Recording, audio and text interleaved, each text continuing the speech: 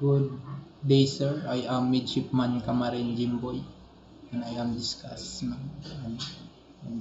my topic from these documents, what we call Wither by ebook. And I choose my topic, as you can see in my screen. Uh, my topic is controlling hydrocarbons emission from tank vessel loading. And the executive summary of this topic, this is several states of considering regulation to control vapor emission from the loading and ballasting of tank ship and tank barges carrying liquids such as volatile hydrocarbons. This vapor displaced by entering cargo or ballast and vessel tanks are filled.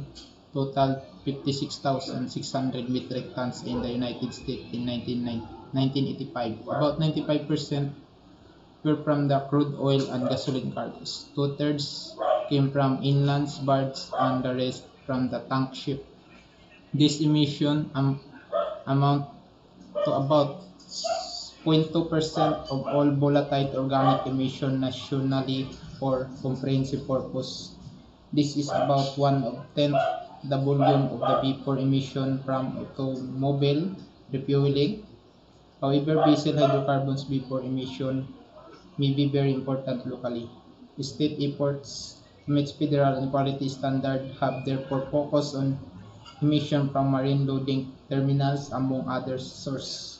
Under current air quality regulation, these emissions are generally not subject to control.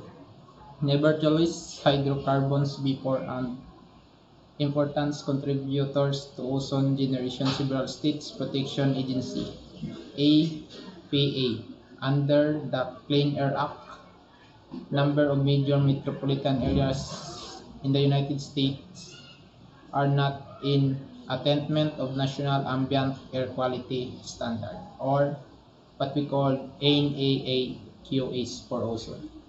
Next, the topic I discuss here is the